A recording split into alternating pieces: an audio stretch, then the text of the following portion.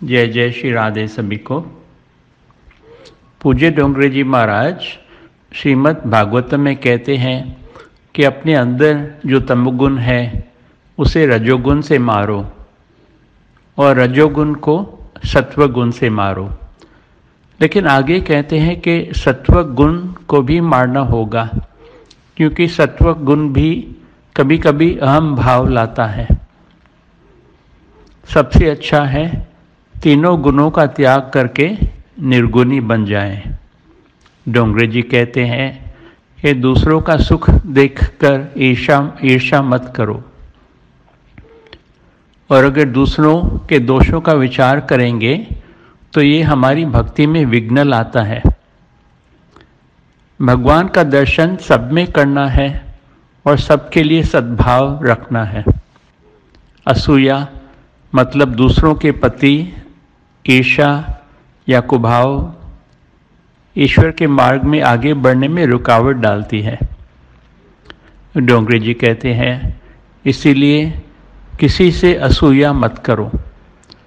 जब बुद्धि अनुसूया बनती है तब वह ईश्वर का चिंतन कर सकती है। अनुसूया देवी का नाम हम सब ने सुना होगा। वह महान पतिव्रता थीं। एक बार देवऋषि नारद कैलाश में आए। माँ पार्वती पूजा कर रही थी और उन्होंने नारद मुनि को प्रसाद दिया। नारद जी कहते हैं कि ये लड्डू बहुत स्वादिष्ट हैं, परंतु उस अनुसूया के घर के लड्डू आपके लड्डू से श्रेष्ठ हैं। पार्वती जी पूछती हैं अनुसूया कौन है? और नारद जी कहते हैं आप पतिव्रता हो, लेकिन वह महापतिव्रता है। पार्वती के मन में ईर्ष्या जागी। उन्होंने शिव जी का वंदन किया। पार्वती जी ने भोलेनाथ से कहा आप किसी प्रकार अनुसूया की पतिव्रता भंग करो। शिव जी कहते हैं जो दूसरों का बुरा करने की इच्छा करते हैं उसका ही बुरा होता है।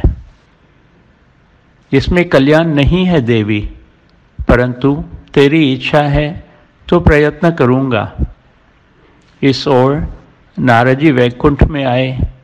लक्ष्मी जी ने पूछा कि आज इतने आनंद में क्यों हो? नारद जी कहते हैं वैकुंठ की महिमा तो पहले थी, परंतु अब तो अनुसूया के आश्रम के सिवा कहीं भी जाने का मन नहीं होता है। और पार्वती जैसे लक्ष्मी ने भी पूछा कि अनुसूया कौन है? और जब नारद जी ने कहा कि वह महापतिव्रता है, तो लक्ष्मी जी ने भी विष्णु से कहा कि आप उनकी पतिव्रता भंग करो। सावित्री जी ने भी इसी प्रकार ब्रह्मा से विनती की। विष्णु, शंकर, ब्रह्मा तीनों देव चित्रकूट में मिले और सती अनुसूया के आश्रम में आए। अगले भाग में बाकी की कथा सुनेंगे। जय श्री राधे।